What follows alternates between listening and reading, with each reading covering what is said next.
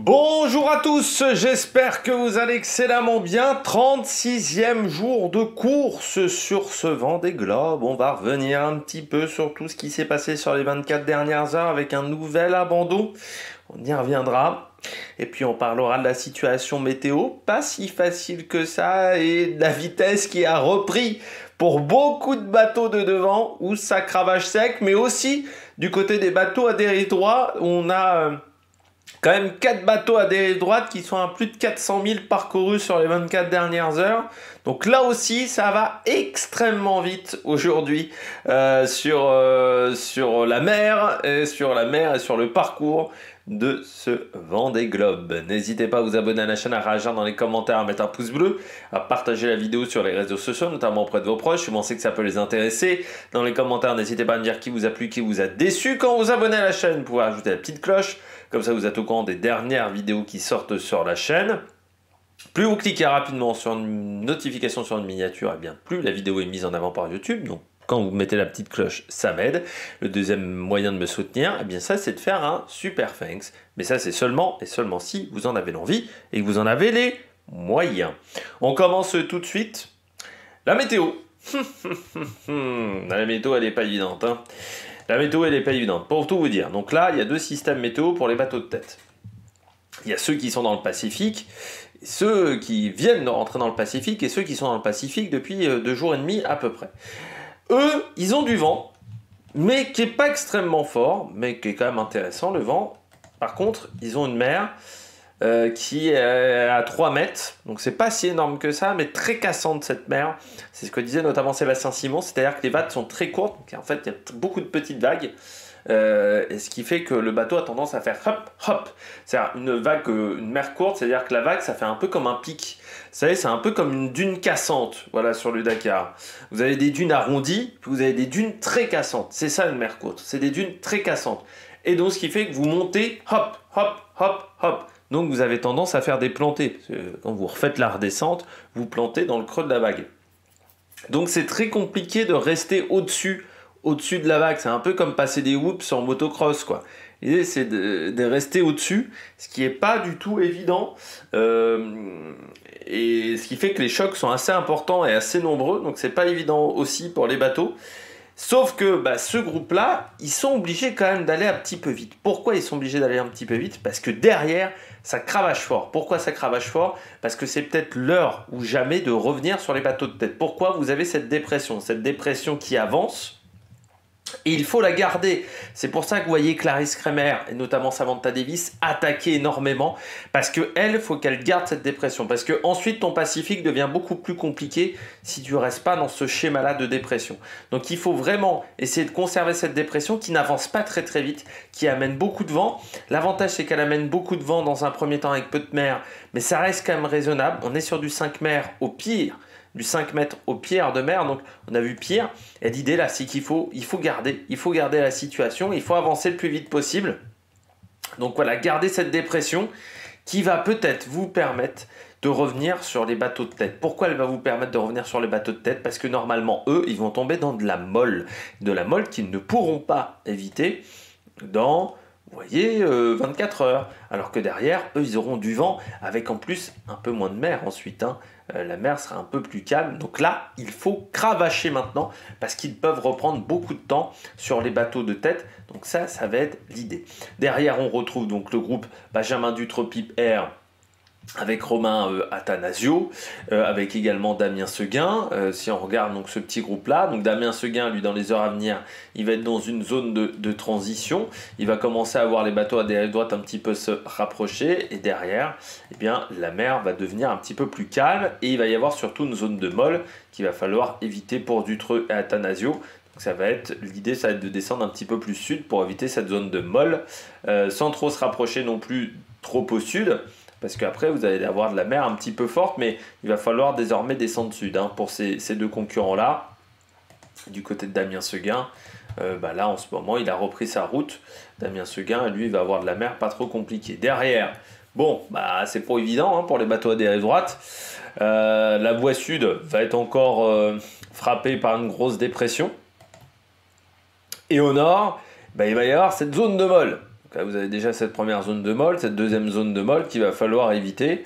Donc il va techniquement passer au sud permettrait d'éviter cette zone de molle, mais ça veut dire potentiellement aussi avoir de la mer assez formée, de la mer forte, donc ça va pas être évident dans cette zone là, et surtout le classement est extrêmement proche entre tous les concurrents. Autre particularité, alors là aussi Antoine Cornic donc est reparti, parce que dans les heures à venir Antoine Cornic va être balayé par du vent fort, et puis Zingunshu, lui va passer au-dessus des Kerguelen, mais lui aussi avec pas mal de vent. Puis pour notre ami hongrois, Szabolcs Veres, eh bien lui se rapproche du cap de Bonne-Espérance pour essayer de trouver une zone avec moins de vent pour monter au mât et vérifier un petit peu tout ce qu'il y a au mât. Donc voilà, les concurrents de tête, les 3 de tête ont passé l'antiméridien, Quesaco l'antiméridien. Là, il va reprendre la carte en 3D. Pour tout vous dire, vous voyez donc la France, elle est, hop, on a à l'envers, les Sables d'Olonne, c'est ici.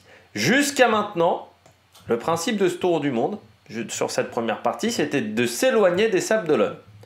Donc on s'éloignait le plus possible des Sables d'Olonne. Là, eh bien, on est au maximum de l'éloignement par rapport aux Sables d'Olonne. C'est-à-dire qu'on est à l'inverse du méridien de Greenwich. Vous savez, le méridien de Greenwich, vous avez des méridiens avec l'heure. Le méridien de Greenwich, c'est l'heure 0. Et nous, on est à plus 2, plus 1 ou plus 2 par rapport au méridien de Greenwich, selon comment on est heure d'été, heure d'hiver. 0, c'est Greenwich, c'est le Portugal qui est aussi à 0, par exemple. Et nous, on est légèrement décalé au niveau des horaires par rapport au méridien de Greenwich. Donc on est à plus 2 là en ce moment, si je ne me trompe pas, enfin heure d'hiver, heure d'été, c'est toujours compliqué pour moi, mais entre plus 1 et plus 2, voilà pour vous dire. Et puis plus on s'éloigne, la Grèce par exemple à plus 3 ou plus 4, il y a un décalage horaire entre nous et la Grèce par exemple, la Russie c'est encore plus, puis voilà, la référence étant le méridien de Greenwich. Là on est en fait sur une autre journée. C'est-à-dire que là, en fait, ils ont passé 2 fois le lundi. Ils sont restés plus de fois au lundi que les autres. Alors, c'est un petit peu compliqué à comprendre, mais pour tout vous dire, le principe en fait, de cet antiméridien, c'est qu'à partir de maintenant, il se rapproche de la France. Jusqu'à maintenant, il s'éloignait de la France et maintenant, il se rapproche de la France. Il y a aussi une petite différence. Jusqu'à maintenant, il faisait de l'ouest. Désormais, ils font de l'est pour revenir sur les Sables d'Olonne qui sont ici. Je vais y arriver avec ma souris. Voilà, les Sables d'Olonne qui sont ici. Donc l'idée maintenant est de revenir sur les Sables d'Olonne. Voilà. Sur une planisphère, c'est quoi là? On est arrivé au bout du planisphère. Voilà, là on était au bout, on va dire, et on repasse de l'autre côté du planisphère. Voilà, c'est un peu ça l'idée. De l'antiméridien. Je ne sais pas si vous avez bien compris, mais voilà, j'ai essayé de vous expliquer l'antiméridien, c'est un truc un petit peu compliqué à comprendre. Grosso modo, ça monte vraiment, même si on a déjà fait la moitié du parcours, mais pour certains concurrents, c'est vraiment la moitié du parcours, et puis à partir de maintenant, ils vont se rapprocher de la France, donc dans l'état d'esprit est un petit peu différent. Bon, on regarde un petit peu les différents concurrents et on va commencer avec Pip Air, nouvel abandon pour ce Vendée Globe, c'est Pip Air. Pour le moment, elle n'est pas marquée comme abandon, mais elle va abandonner dans les prochaines heures. Pip Air a dématé, c'est-à-dire que le mât donc, est tombé. Donc voilà, c'est l'un des pires trucs qui peuvent vous arriver. Il y a perdre la quille, on va dire, sur ces bateaux-là et perdre le mât. Et avoir ensuite des voies d'eau à l'intérieur du bateau. C'est les 3 pires trucs, démater. Donc course terminée parce qu'on ne peut pas finir un Vendée Globe sous gréement de fortune, parce que là ça serait trop compliqué et surtout trop dangereux. Autant, à gérer qu'à partir du poteau noir, vous pouvez tenter le gréement de fortune, autant là, c'est beaucoup trop dangereux, vu la longueur de la course, de finir au gréement de fortune. Ça veut dire qu'elle va devoir s'arrêter en Australie, donc faire une escale, forcément faire une escale dit que vous n'êtes plus en course, car je rappelle que le Vendée Globe, c'est le tour du monde en solitaire, sans escale. Donc Pip Air est obligé de faire une escale. Et donc là, c'est juste plus possible voilà, pour Pip Air de finir. Donc le dématage, c'est abandon. Vous avez voilà, des situations comme ça qui vous forcent à abandonner. Désalinisateurs en panne, abandon, parce que ça veut dire que vous ne pouvez plus boire. Voilà, il y a des pièces comme ça, problème de quille aussi, si vous n'arrivez pas à refaire fonctionner votre quille, c'est abandon aussi. Il n'y a pas de réparation possible. Oui, vous n'avez pas un changement de quille. Donc là, du côté de Pip Air, donc dématage. Donc elle a eu de la chance, on va dire, dans son malheur. C'est que le mât n'a pas endommagé la coque, n'a pas endommagé le pont, et qu'elle a réussi à se séparer du mât. Je rappelle que les mâts sur ces bateaux-là font 29 mètres. C'est-à-dire que les mâts sont plus grands que le bateau. Donc il faut se séparer de son mât, parce que vous ne pouvez pas garder le mât qui traîne, parce que le mât qui traîne dans l'eau, ça peut taper la coque. Donc éventrer la coque. Donc vous êtes obligé de vous séparer le mât du mât pour des questions de sécurité. Donc elle s'est séparée voilà, du mât, donc le mât est maintenant dans l'eau, et désormais elle va essayer d'aller en Australie, sauf elle était à 1100 km des côtes australiennes, en sachant qu'on est quand même dans une zone dans les 40e rugissants encore où il y a beaucoup de mer, donc il va falloir remonter, ce qui va vraiment pas être évident avec les fronts du côté de Pip Air, donc ça va déjà être très difficile de faire ça. Et ensuite, ce qui va être compliqué pour Pip Air, c'est qu'elle a un bateau sans mât en Australie. Sauf que son bateau, son port d'attache, c'est pas l'Australie. Donc déjà, il va falloir payer une somme importante de stationnement, on va dire, en Australie.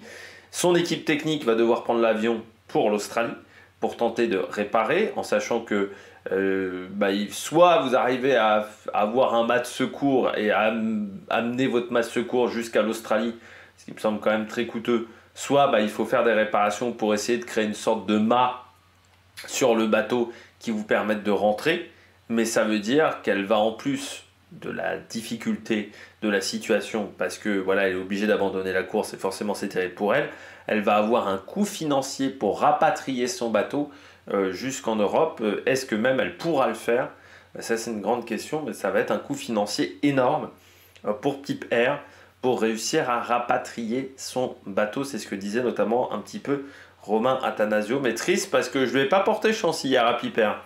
C'est-à-dire qu'hier je disais je trouve qu'elle attaque fort, là, je trouve qu'elle commence à progresser en termes de vitesse. Peut-être qu'elle en a un peu trop mis.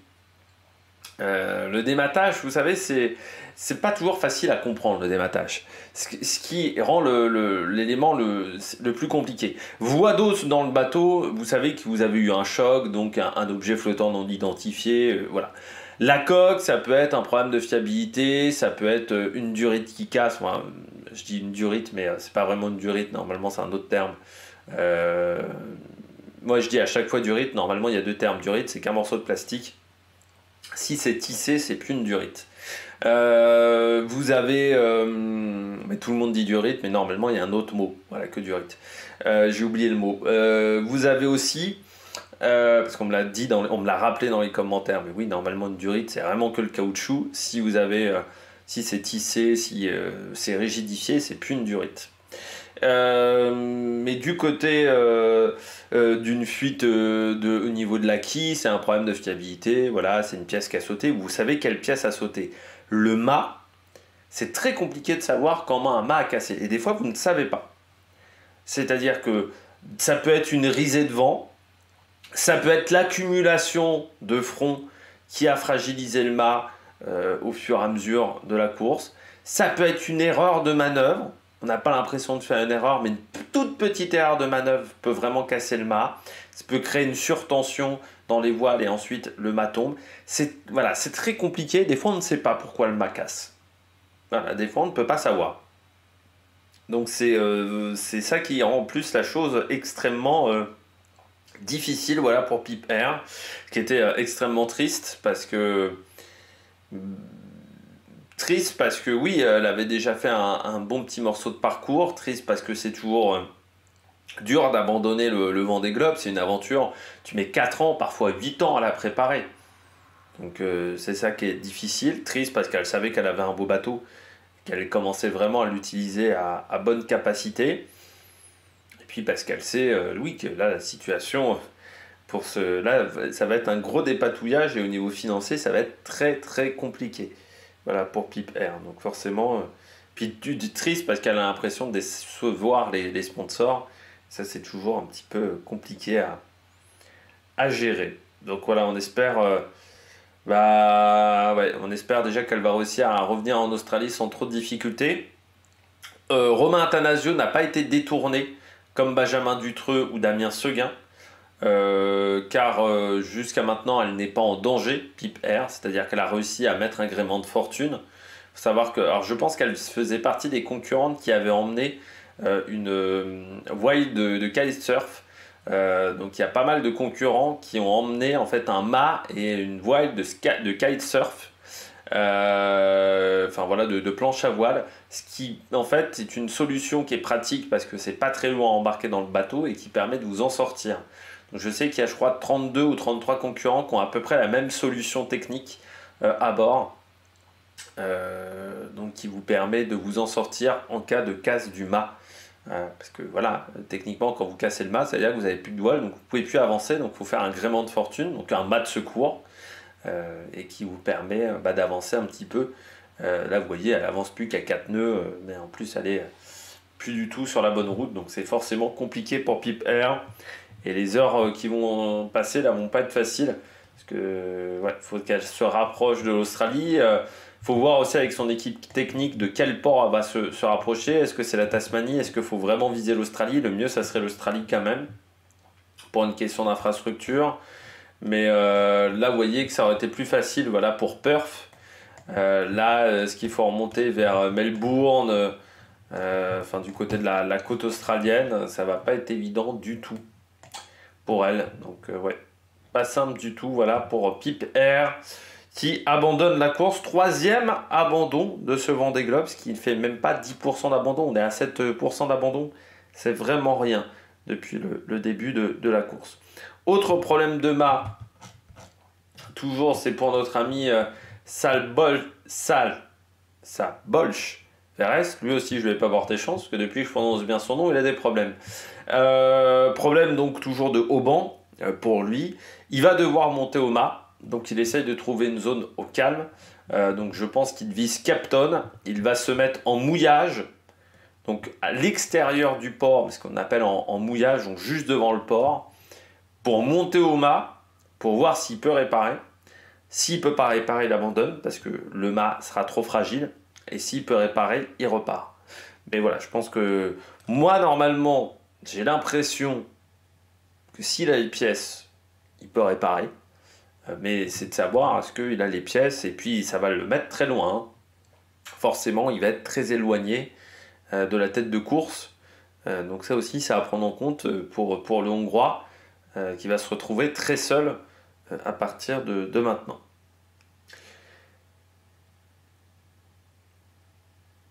On poursuit avec les concurrents.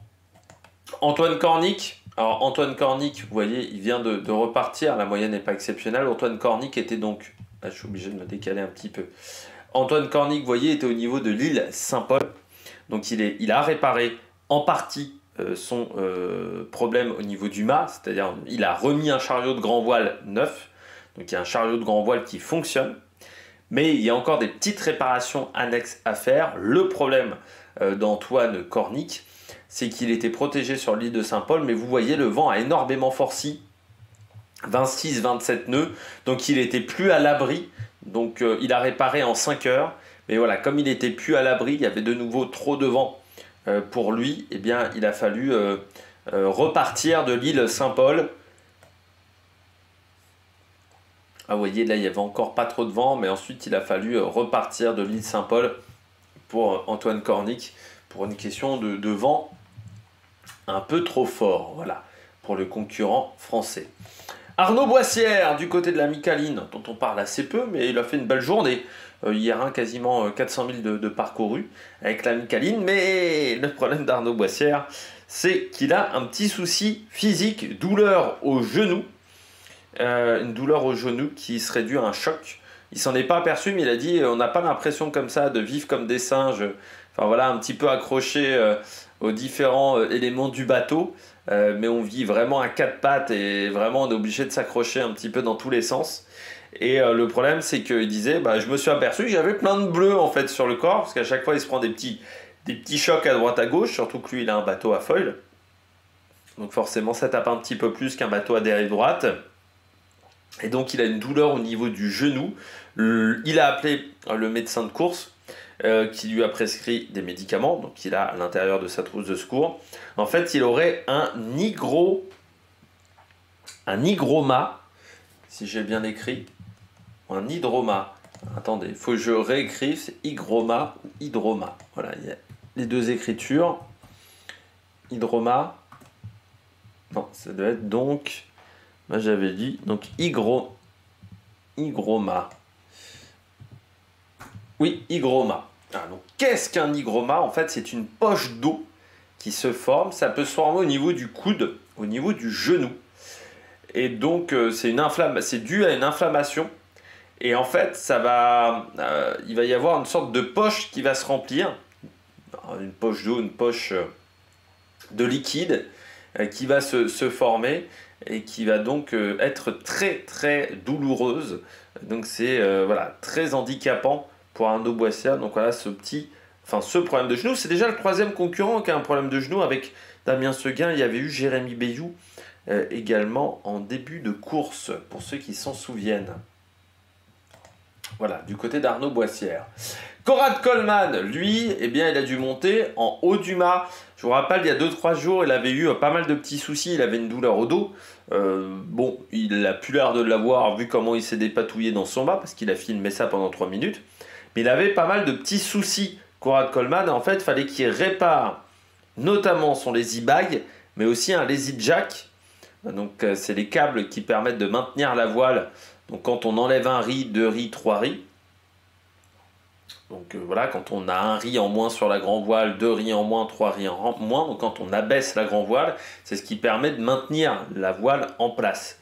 Et donc c'est ce qui avait cassé, donc il fallait monter un petit peu au niveau du mât, ce qu'il a réussi à faire et remplacer aussi son lazy bag, de ce que j'ai compris, parce que la vidéo était en anglais. Et vous savez que j'ai un niveau d'anglais qui n'est pas du tout exceptionnel. On poursuit avec les différents problèmes, les différentes choses qui se sont passées. Sébastien Marcet, hier, on avait oublié de lui souhaiter un joyeux anniversaire, 40 ans dans les mers du Sud. Et pour fêter ça, petite planche apéro, petit couscous pour Sébastien Marcet, petit cidre également, je pense cidre breton, du côté de Sébastien Marcet, voilà, pour célébrer ses 40 ans, voilà, du côté de Sébastien Marcet, dans les mers du Sud, donc un anniversaire un petit peu particulier sur Foussier. Pour l'instant, il s'en sort bien, Sébastien Marcet, parce que ça fait partie des concurrents qui ont dépassé les 400 000 en 24 heures. On passe à Benjamin Ferré. Journée compliquée pour Benjamin Ferré avec mon noyeur Diofort Job. Je rappelle l'ancien massif vainqueur avec François Gabard. Benjamin Ferré qui pourtant a fait une belle moyenne et notamment sur les 4 dernières heures. Mais il y a eu un problème de quille, notamment un problème de vérin de quille, enfin de système au niveau de la quille du côté de Benjamin Ferré. Il a eu en fait le même problème qu'il avait eu à la CIC. C'est-à-dire que sa quille s'est retrouvée brinque-ballante. Le système de quille, de maintien de quille, notamment tout le système hydraulique au niveau de la quille ne marchait plus parce qu'il avait une fuite due à une bague en fait qui s'est complètement détruite. Donc vous voyez une bague qui permettait de maintenir un tube en métal. Ce tube en métal s'est déformé quand la bague s'est détruite. Donc il a passé toute la nuit, enfin 12 heures, à réparer. C'est-à-dire déjà premièrement récupérer l'huile. Ensuite, alors déjà dans un premier temps, bloquer la quille avec un vérin de secours. Deuxièmement, récupérer l'huile. Troisièmement, enlever la bague et remettre une bague neuve. Et ensuite, trouver une solution pour réparer ce fameux tube en métal qui s'est déformé et à réavoir un circuit hermétique. Donc il fallait ressertir un petit peu les différentes bagues aussi.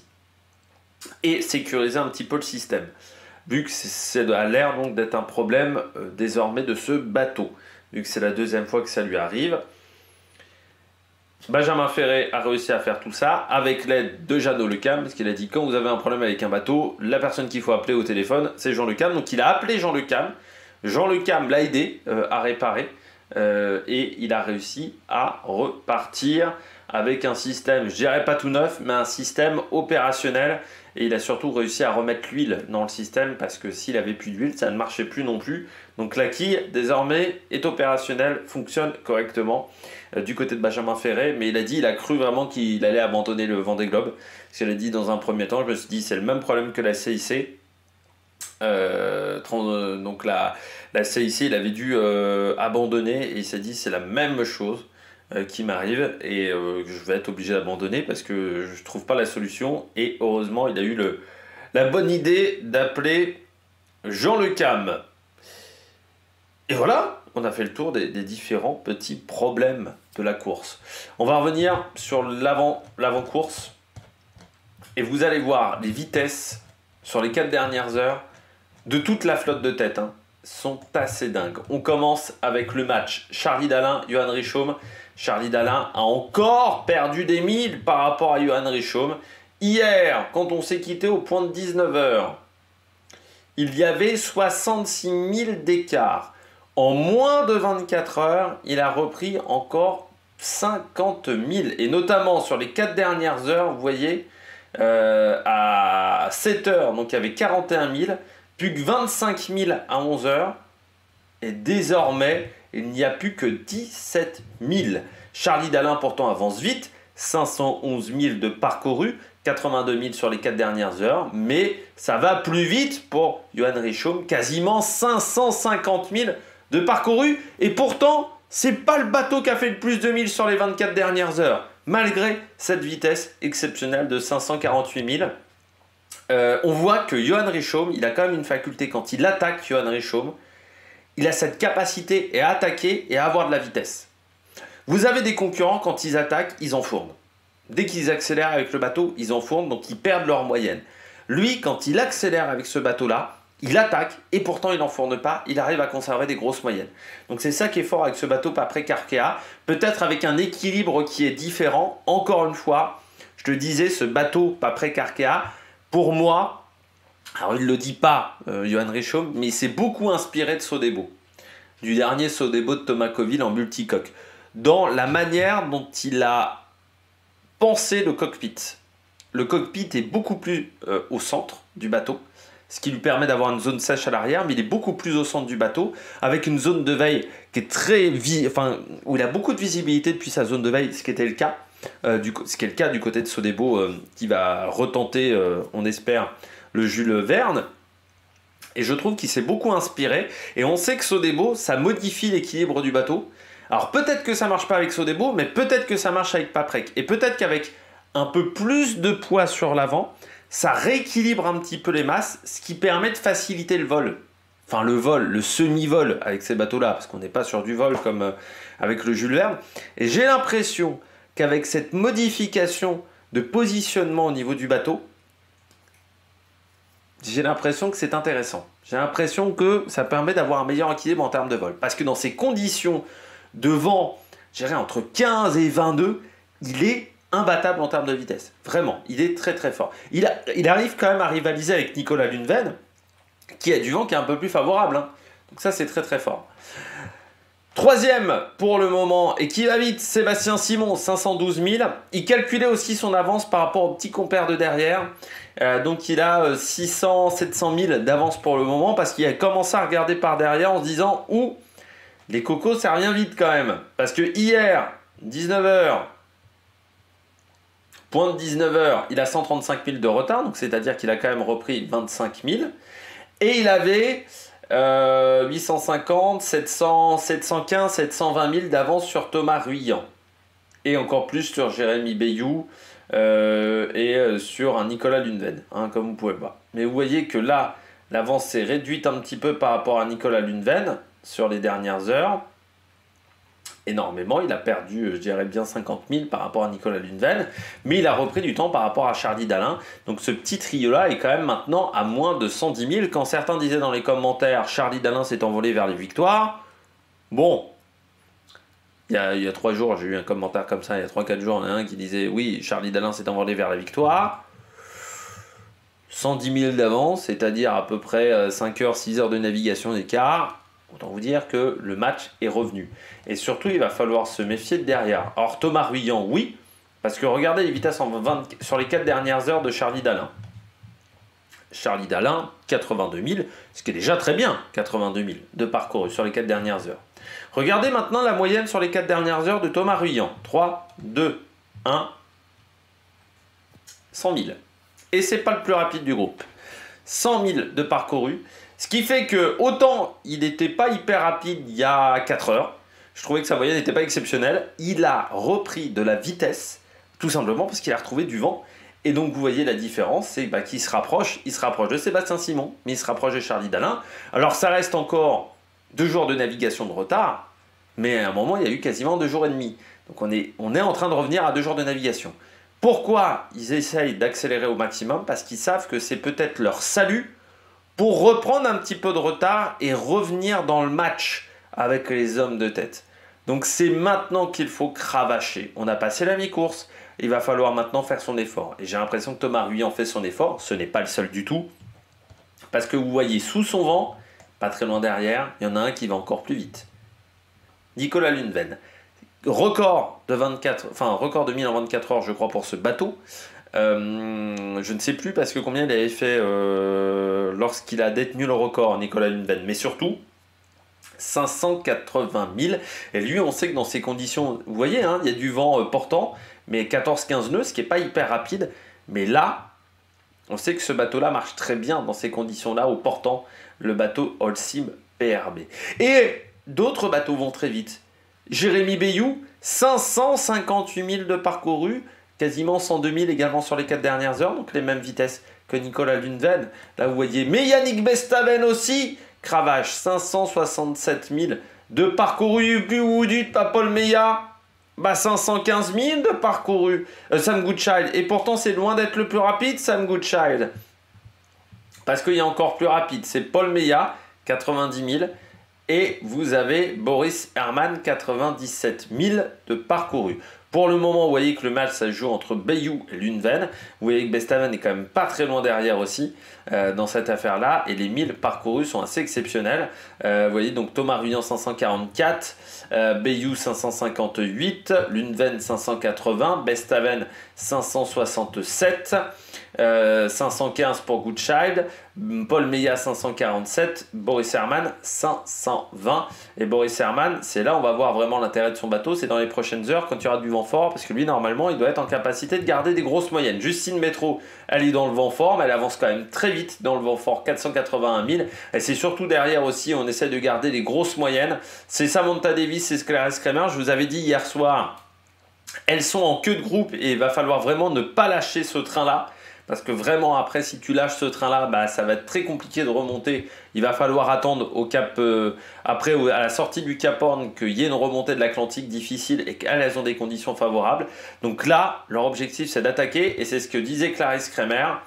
Clarisse elle disait là je suis en train vraiment de prendre beaucoup de risques avec mon bateau. Je navigue dans des conditions que je n'aime pas, à des vitesses que je n'aime pas, mais je sais très bien que si je ralentis et je décide d'aller dans des conditions un petit peu plus safe, je n'arriverai peut-être pas à revenir sur les bateaux de devant. Donc l'esprit de compétition est supérieur, on va dire, à l'esprit de raison dans ce genre de situation. Et là, Clarisse Kramer vraiment attaque, elle disait, elle accélère énormément pour tenter de revenir sur les bateaux de tête. Derrière, Benjamin Dutrot, Romain Attanasio, donc maintenant on se retrouve un petit peu esselé dans cet entre-deux mondes, 346 000 de parcouru contre 383 pour Romain Attanasio, donc il va un petit peu plus vite, mais sur les 4 dernières heures, Benjamin Dutrot lui a collé 15 000. Pip Air, donc qui disparaît du classement, et puis Damien Seguin qui réaccélère aussi parce qu'il ne veut pas trop se faire manger par la dépression des bateaux à dérive droite, et qui veut surtout reprendre un petit peu de retard par rapport à ses petits camarades, et il en a repris un petit peu parce qu'il a repris quand même quasiment 40 000 à Romain Attanasio, mais l'écart reste quand même proche des 500 000, 420 000 d'écart entre les deux, donc quasiment une journée de navigation, mais il veut revenir sur Dutreux et sur Atanasio pour entrer dans le top 15. Derrière, eh bien, vous avez le groupe des bateaux à dérive, avec donc toujours deux voies. Vous avez la voie nord avec Jeannot Le Cam qui a un petit peu moins de vitesse pour le moment. En fait, il faut jouer avec cette zone de molle, ce qui n'est pas évident. On va voir sa trajectoire, mais hier, il était quasiment dans de la molle. Vous voyez, quand ils sont descendus plus sud, et ils se sont retrouvés un petit peu dans de la zone de molle. Et un concurrent, lui, n'a pas eu de zone de molle du côté de ses bateaux à dérive droite. Vous voyez que même Alan Roura et Giancarlo Pedote aussi. Alors Giancarlo, il fait aussi quand même une très belle journée. 473 000 de parcouru, c'est plus que les bateaux de devant, c'est plus que Clarence Kremer, c'est plus que Samantha Davis. Donc avec Prysmian Group, en ce moment, ça navigue fort du côté de Giancarlo Pedote. Je ne sais pas s'il a vu la vidéo de cuisson des pâtes d'Alan Roura, qui a décidé de se faire des pâtes bolognaises, des pâtes à la sauce tomate, parce que normalement bolognaise, il y a de la viande. J'ai pas vu la viande, j'ai vu le parmesan, j'ai vu la sauce tomate, mais j'ai pas vu la viande du côté d'Alan Roura, qui faisait un petit tuto cuisson de pâtes sous 25-30 nœuds de vent. C'était pas évident, puis il disait qu'en plus il avait perdu sa passoire. Alan Roura, dans le bateau, quand il a fait un départ à la bâtée, eh bien, pourtant tout était fermé dans le bateau, mais voilà, il n'arrive pas à retrouver sa passoire, donc il ne sait pas où aller passer. Parmi les bateaux qui vont vite, bon, toujours Benjamin Ferré. Hier, c'était un petit peu plus calme, et là, il a refait une journée à plus de 400 000. C'est-à-dire qu'il reprend quand même 70 000 à Jean Le Cam. Ça serait marrant, parce que Jean Le Cam a quand même aidé un de ses adversaires. C'est là où vous voyez quand même le bon état d'esprit du côté de la voile. On est adversaire, mais on a quand même un but. Normalement, c'est aussi de faire des bons temps et d'aider les autres. On est quand même des marins avant tout. On est des compétiteurs, certes, mais des marins avant tout. Donc aider son prochain, c'est un truc important du côté des marins. Mais du côté de Benjamin Ferré, c'est pas le coureur qui a été le plus rapide, parce qu'au sud, il y en a un qui a été encore plus vite. Chapeau Tanguy Le Turquet, vraiment chapeau, parce que malgré... alors déjà, bon, il a pris des risques dans cette partie-là de course. Il savait que, bon, il avait un bateau qu'il avait préparé pour les mers du Sud. Mais chapeau, parce que c'est un néophyte dans les mers du Sud, Tanguy Le Turquet. Et là, aller à ces vitesses-là, pour moi, il est quasiment au pic d'un bateau à dérive droite. On en a parlé un petit peu hier des bateaux à dérive droite. J'ai dit leur pic, allez, c'est 440, 450 000, grosso modo, parcourus par jour. Là, il est quasiment au maximum pour moi d'un bateau à dérive droite. Et vous voyez que ça carbure 82 000 quasiment de parcourus. C'est-à-dire quasiment autant que Charlie Dalin sur les 4 dernières heures. Sauf que Charlie Dalin, il a des foils. Alors oui, il a un peu moins de vent, mais ça montre que ça va vite. Louis Duc aussi, 407 000 de parcours sur les 4 dernières heures avec ce bateau qui date de 2006. Donc vraiment, ça carbure fort. Foussier également, 405 000 quasiment de parcourus. Et Violette d'Orange aussi, qui est pas très loin de ce chiffre-là, mais qui voilà, essaye de viser Sébastien Foussier. Mais vous voyez la vitesse. Et ce qui fait que dans ce groupe de tête, bon, eh bien Jean Le Cam, en ce moment, il a 3000 000, 3100 000 de retard. Quand vous voyez donc Tanguy Le Turquet qui est un petit peu plus au sud, donc un petit peu plus proche de la distance de but, donc de la route idéale, enfin de la route la plus courte, du côté de Tanguy Le Turquet, eh bien il est à 50 plus 20, 70 000, moins de 70 000 de retard. Benjamin Ferré, il a 100 000 de retard. Louis Duc, il a un peu plus, il a 400 000 de retard. Marseille et Violette d'Orange ont aussi à peu près 400 000 de retard. Donc ouais, non, ça cravache. Ouais, tout le monde est entre 300 000 400 000 de retard. Donc c'est vraiment très performant pour le moment. Du côté des différents bateaux, donc vraiment c'est très très impressionnant en ce moment du côté de la flotte. Donc on va voir maintenant ce qui va se passer pour la suite de la compétition. Et puis on retrouve Conrad Coleman qui est quand même allé vite en montant au mât, Beric Bellion qui est pas très loin aussi des 400 000 dans la journée, et Arnaud Boissière également pas très loin. Et donc Giancarlo Pedote qui a été très rapide là dans ce groupe là sur les 24 dernières heures. Guirec Soudé, je ne sais pas si vous avez vu les images impressionnantes de Guirec Soudé dans le plus fort de la tempête, Vraiment, c'est impressionnant avec des vagues vraiment énormes. Kojiro bon, et Oliver Air maintenant côte à côte entre les deux. Et puis donc Antoine Corny qui est reparti, 133 000 de parcouru. Et puis notre ami belge est également, je pense, en train de réparer parce que ses vitesses sont pas très élevées par rapport à ses petits camarades.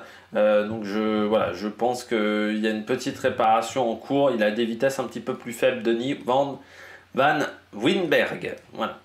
J'espère que je prononce pas trop mal. Et puis Jin Kunshu, également avec du fort vent, mais ça avance quand même du côté du chinois au sud. Et puis donc notre ami hongrois qui est un petit peu en difficulté pour le moment. On regarde les statistiques sur les 24 dernières heures.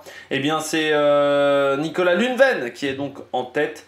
580 000 de parcouru, c'est-à-dire 1074 km, avec un nouveau record de vitesse en 30 minutes. Et il a repris le record à Sébastien Simon. Désormais, c'est 29 nœuds parcourus en 30 minutes et plus 28 nœuds 81. On espère que le record tiendra et sera plus fiable que celui de Benjamin Ferré. Du côté de Yannick Bestaven, on est deuxième de ce classement, mais à déjà 25 km du record, enfin de la performance qu'a réalisé Nicolas Lundven. Troisième, Jérémy Bayou, 558 000 de parcouru, et Johan Réchaume devant Paul Meillat et Thomas Ruyant. C'est-à-dire que les 6 premiers de ce classement ont parcouru plus de 1000 km dans la journée. C'est quand même pas anodin. Boris Herrmann est 7ème avec 520 000 de parcouru, devant Sam Goucha et 515 000, Sébastien Simon 512 000 et Charlie Dalin, au final, n'est que 10e avec 511 000 de parcouru, c'est-à-dire qu'il a fait 130-140 km de moins que Nicolas Lundven sur les 24 dernières heures. Donc Nicolas Lundven rattrape un petit peu son retard. Pour le moment, notre ami hongrois Bolch, j'arriverai jamais, Veres, j'arriverai jamais du premier coup avec son nom. Il a désormais 7000 milles de retard, 7200 000 quasiment, 7200 000 de retard, c'est-à-dire plus de 13 000 km de retard sur Charlie Dalin. Et Charlie Dalin, lui, revient un petit peu sur Armel Lecléache, il est toujours derrière le record, mais il n'a plus que 197 000, c'est-à-dire 364 km. Ce qui veut dire que dans les heures à venir, normalement, Armel Lecléache devrait fondre sur le record d'Armel Lecléache. On va y arriver. Bon, j'espère que vous avez aimé cette vidéo. Si vous avez aimé cette vidéo, n'hésitez pas à vous abonner à la chaîne, à réagir dans les commentaires, à mettre un pouce bleu. Et puis nous, on se retrouve pour de nouvelles aventures. Et dès demain sur le Vendée Globe. Allez, ciao, ciao!